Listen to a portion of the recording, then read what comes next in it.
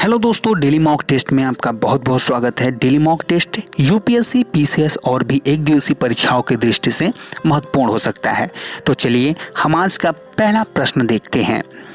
आज का पहला प्रश्न है, जल शक्ति अभियान के संदर्भ में निम्नलिखित कथनों पर विचार कीजिए। ऑप्शन दिया है, जल शक्ति अभियान को 1 जुलाई 2019 को प्रारंभ किया गया था।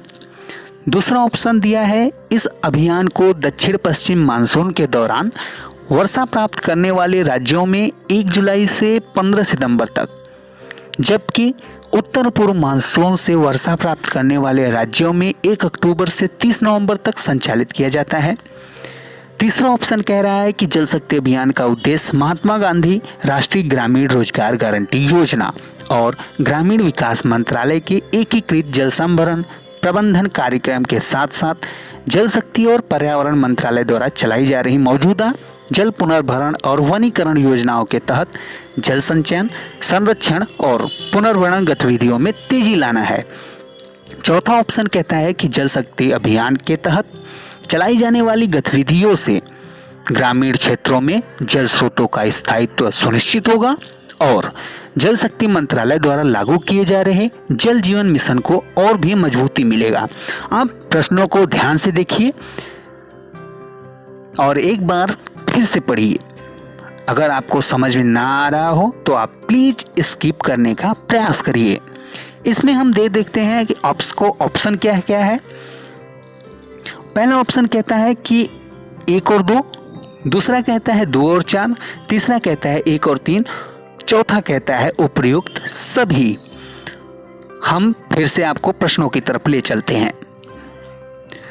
प्रश्न ध्यान से देखिए। पहला ऑप्शन में दिया है, जल शक्ति अभियान को 1 जुलाई 2019 को प्रारंभ किया गया। इसमें मानसून से संबंधित कह रहा है कि दक्षिण पश्चिम मानसून के दौरान वर्षा प्राप्त करने वाले राज्यों में 1 जुलाई से 15 सितंबर तक, जबकि उत्तर पूर्व मानसून से वर्षा प्राप्त करने वाले राज्यों में 1 अक्टूबर से 30 नवंबर तक संचालित किया जाता है। इसके बाद तीसरा ऑप्शन में अभियान के संबंध में पूछ रहा है। अगर आपको समझ में आ रहा है कि आपको एक भी इसमें से सही लग रहा है तो टिक करिए, और अगर आपको बिल्कुल नहीं समझ में आ रहा है तो आप स्किप करने का प्रयास करिए। मैं बार बार स्किप करने के लिए क्यों कह रहा हूँ, क्योंकि आप स्किप करेंगे यहाँ तो आपको परीक्षा में निगेटिव मार्क्स आने से बचाया जा सकता है। तो चलिए हम इसका उत्तर देख लेते हैं। उत्तर है उपर्युक्त सभी। आइए हम विश्लेषण की तरफ बढ़ते हैं। विश्लेषण में कहता है कि जल शक्ति अभियान जो है 1 जुलाई 2019 को प्रारंभ किया गया था। इस अभियान के तहत जो है जल संकट से जूझ रहे देश के 256 जिलों को शामिल किया गया था। तीसरा कहता है कि इस अभियान को दक्षिण पश्चिम मानसून के दौरान वर्षा प्राप्त करने वाले राज्यों में 1 जुलाई से 15 सितंबर तक, जबकि उत्तर पूर्व मानसून से वर्षा प्राप्त करने वाले राज्यों में 1 अक्टूबर से 30 नवंबर तक संचालित किया जाता है। जल शक्ति अभियान का उद्देश्य महात्मा गांधी राष्ट्रीय ग्रामीण रोजगार गारंटी योजना और ग्रामीण विकास मंत्रालय के एकीकृत जल संभरण प्रबंधन कार्यक्रम के साथ साथ जल शक्ति और पर्यावरण मंत्रालय द्वारा चलाई जा रही मौजूदा जल पुनर्भरण और वनीकरण योजनाओं के तहत जल संचयन, संरक्षण, पुनर्भरण गतिविधियों में तेजी लाना है। इस अधिनियम के तहत सभी हितधारकों को जल संरक्षण अभियान के दायरे में लाने के लिए व्यापक जन आंदोलन भी है यह एक तरह से, और साथ में केंद्र सरकार, राज्य सरकारों और सामाजिक संगठनों, पंचायती राज संस्थानों और समुदायों सहित लगभग 6.5 करोड़ लोग अब तक इस अभियान से जुड़ चुके हैं। 75 लाख पारंपरिक एवं अन्य जल स्रोतों तथा तालाबों को बनाया जा चुका है। लगभग 1 करोड़ जल संरक्षण एवं वर्षा जल संरक्षण का निर्माण भी किया जा चुका है। हम देखते हैं दूसरे प्रश्न को। दूसरा प्रश्न कहता है कि ग्लोबल हंगर रिपोर्ट 2018 के अनुसार भारत को इस सूचकांक में कौन सा स्थान प्राप्त हुआ। ध्यान से देखिए, बहुत ही महत्वपूर्ण प्रश्न है। इस तरह के प्रश्न हमारे यूपीएससी में अधिकांशतः पूछे जाते हैं। ऑप्शन दिया है 117वां स्थान, 103वां स्थान, 110वां स्थान, 102वां स्थान।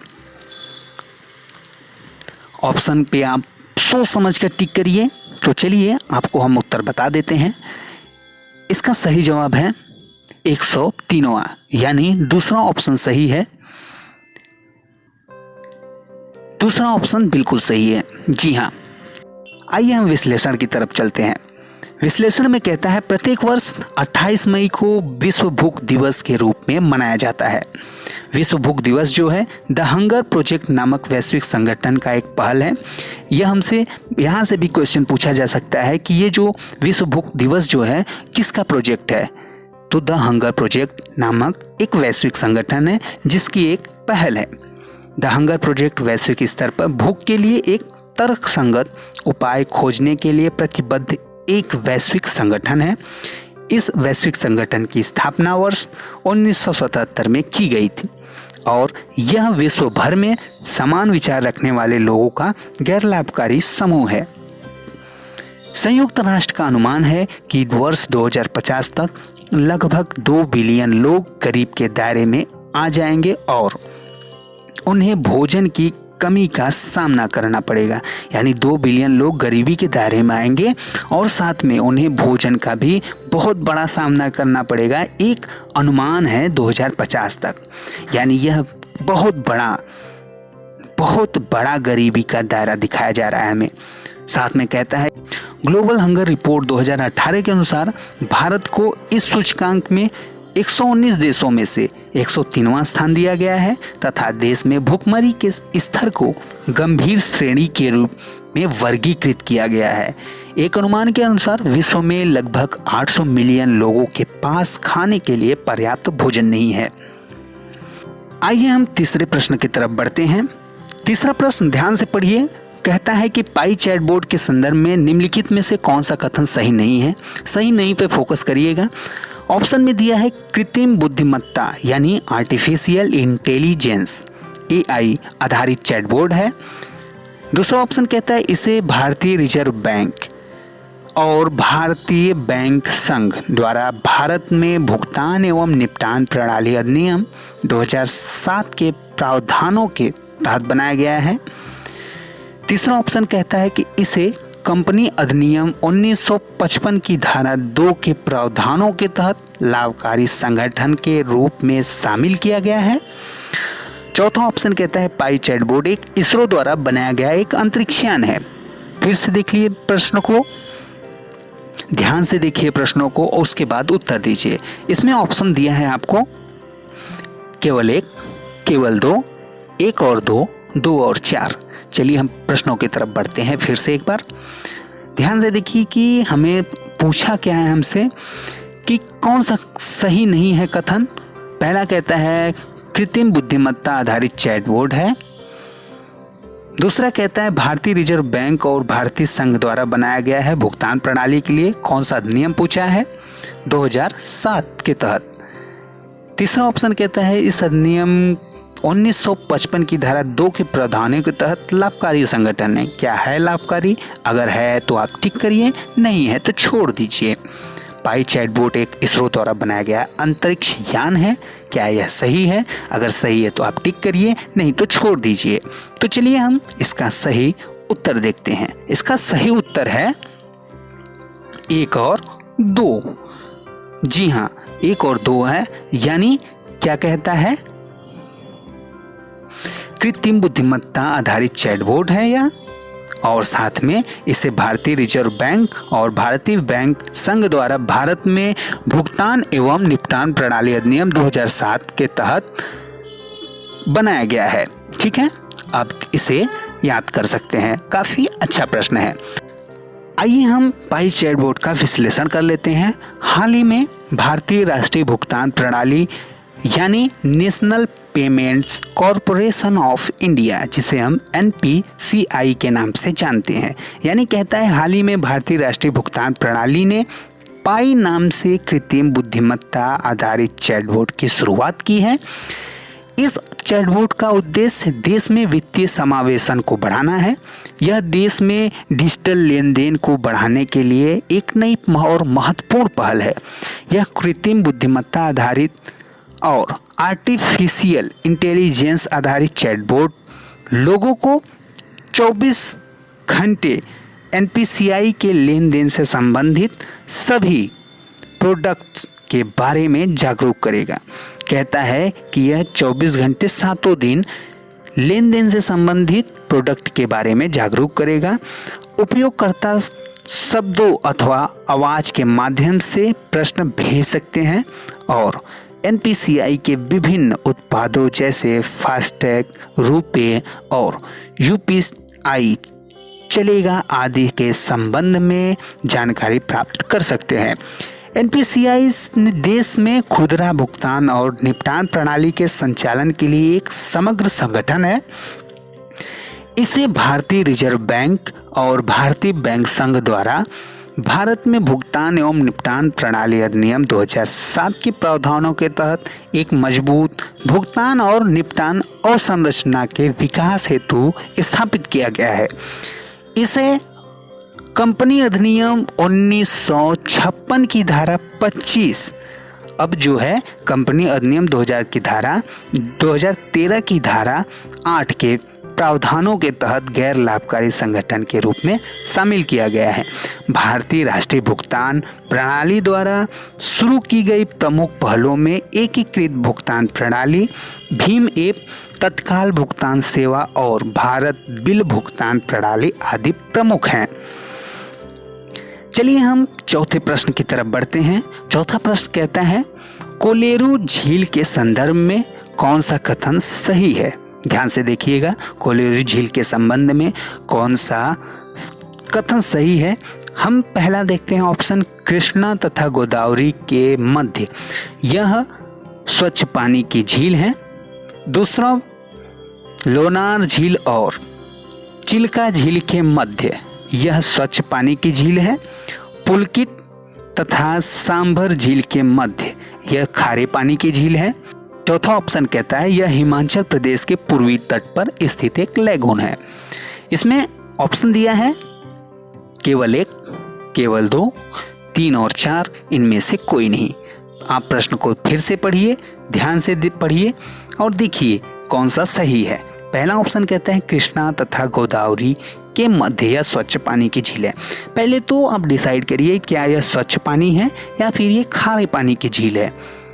कोलेरू झील कहाँ है यह भी आप याद करने का प्रयास करिए।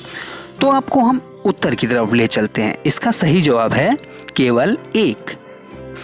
आइए हम विश्लेषण की तरफ बढ़ते हैं। विश्लेषण में कहता है कोलेरू झील एक मीठे पानी की झील है। यह आंध्र प्रदेश के कृष्णा जिले में स्थित है। यह एक अंडाकार छिछली झील है। वर्षा ऋतु में इसका लगभग क्षेत्रफल जो है 160 वर्ग किलोमीटर हो जाता है। इसमें हमसे कभी कभी पूछ लेता है या फिर हमारे दिमाग में भी ये आ जाता है आखिर लैगून क्या है और झील क्या है। तो आपको हम बताते हैं कि लैगून जो है यह लवड़ी जल से भरा होता है, जबकि झील जो है लवड़ी और शुद्ध जल दोनों से भरा होता है। लैगून का निर्माण जो है पवन और तरंगों के क्रिया से तटीय क्षेत्रों में बनता है, जबकि झील का निर्माण नदियों से होता है। इतना क्लियर है। आपको हम बता दें कि कुछ हमने झील को लिया हुआ है। आप देख सकते हैं सांभर झील कहाँ है, राजस्थान। लोनार झील कहाँ है, महाराष्ट्र। पुलकित झील कहाँ है, आंध्र प्रदेश। कोलेरू झील कहाँ है, आंध्र प्रदेश। चिल्का झील कहाँ है, ओडिशा। इस तरह से आप प्रश्नों को सॉल्व कर सकते हैं।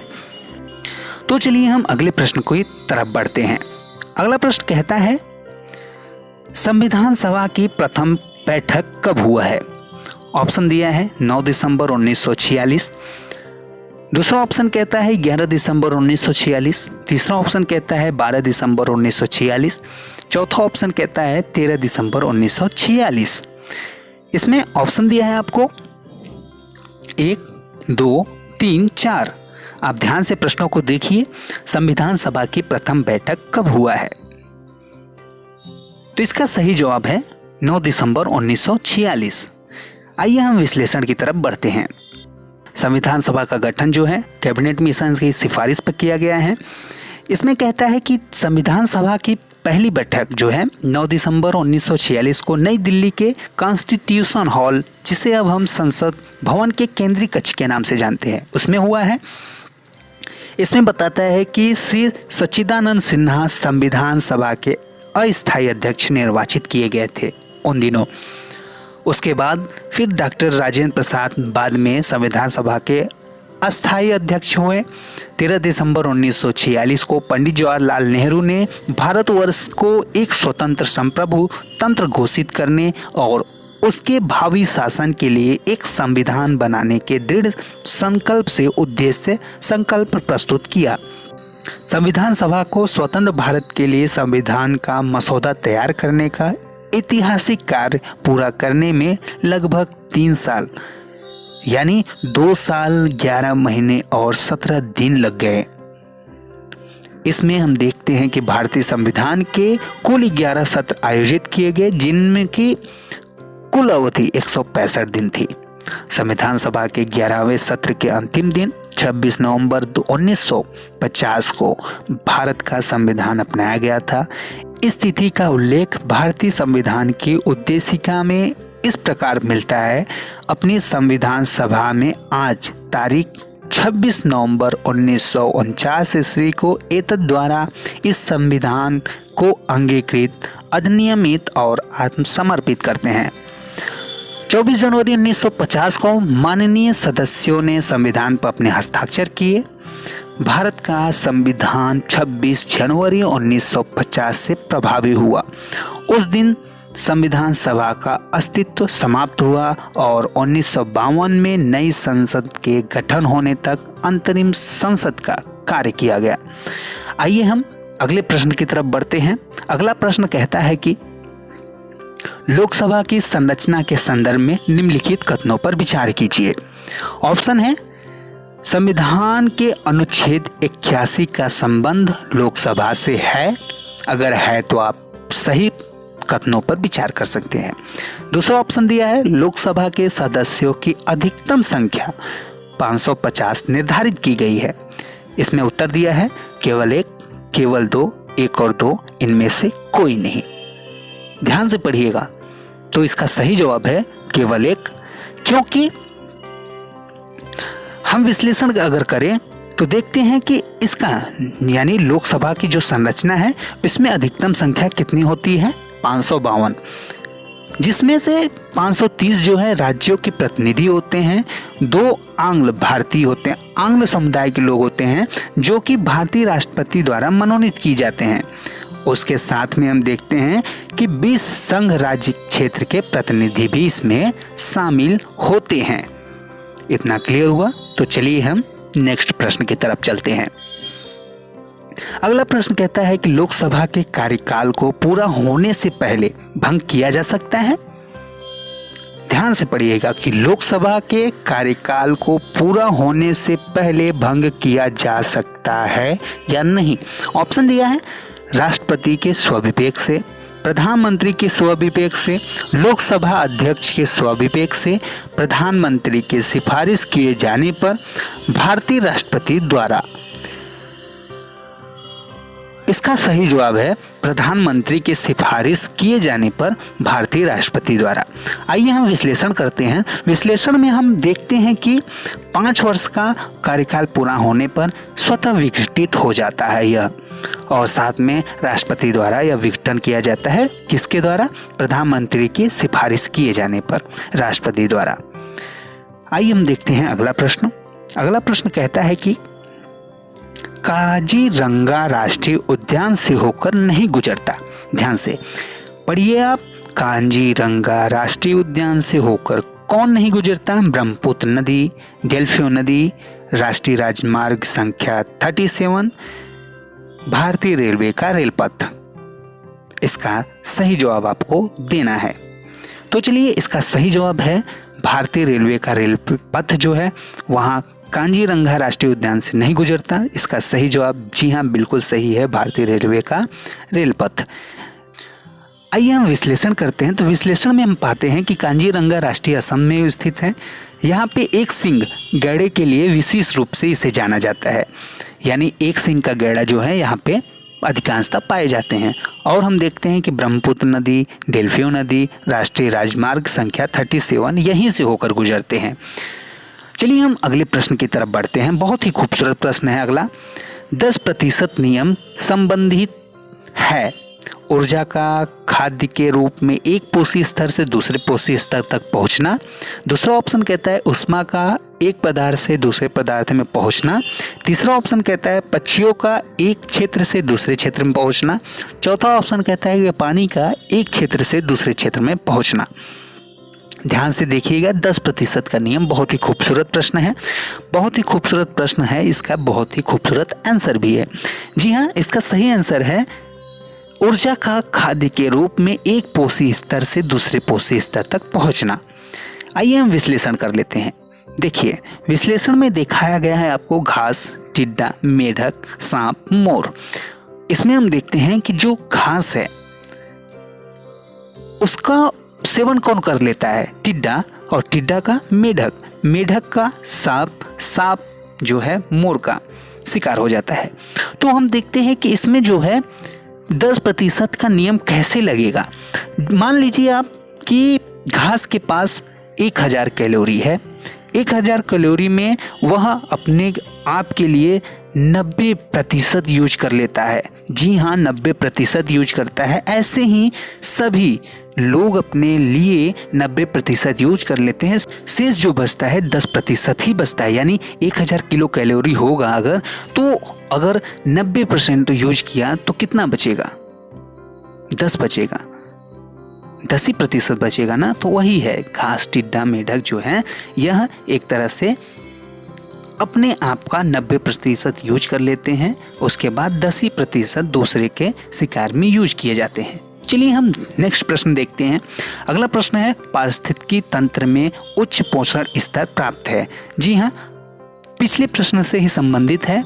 इसमें ऑप्शन दिया है शाकाहारी को, मांसाहारी को, सर्वाहारी को, अपघटन को। बहुत ही प्यारा प्रश्न है। इसमें सही जवाब होगा इसका सर्वाहारी को। जी हाँ, सर्वाहारी बिल्कुल सही है। आइए हम इसमें भी विश्लेषण कर लेते हैं। विश्लेषण में देखिए क्या दिखाया है, वही है घास, टिड्डा, मेढक, सांप, मोर, लेकिन इसके ऊपर मानव है। मानव जो है एक तरह से सर्वाहारी में आता है। जी हाँ, मानव एक तरह से सर्वाहारी में आता है, जो कि हमारे लिए बहुत ही महत्वपूर्ण होता है। हम देखते हैं कि जो घास, टिड्डा, मेढक, मोर है, यह एक दूसरे का शिकार होते हैं, एक दूसरे पे डिपेंड होते हैं। ऐसे ही पूरी तरह से घास, टिड्डा, मेढक, मोर जो है एक तरह से मांसाहारी हैं, घास के छोड़। लेकिन मानव जो है घास का भी भक्षण करता है, यानी सब्जियों का भी भक्षण करता है, इनका भी भक्षण करता है। इस तरह से मानव जो है सर्वाहारी हुआ। और मानव सर्वाहारी होने के बाद प्रश्न हमसे क्या कहता है कि प्रश्न फिर से पढ़ लीजिए, पारिस्थितिकी तंत्र में उच्चतम पोषण स्तर किसका है? तो किसका होगा उच्चतम पोषण स्तर? मानव का होगा। क्यों? क्योंकि 1000 किलो कैलोरी का जो भक्षण होता है सबसे अधिक किसके पास जाएगा? मानव के ही पास जाता है। जी हाँ, तो आज का प्रश्न जो है समाप्त हुआ। अगर आपको अच्छा लगे तो प्लीज़ लाइक करिए, शेयर करिए, सब्सक्राइब करिए। आपका सपोर्ट हमें बहुत ही ज़रूरी है। तो चलिए मिलते हैं अगले वीडियो में आपके लिए कुछ मज़ेदार प्रश्नों के साथ। धन्यवाद।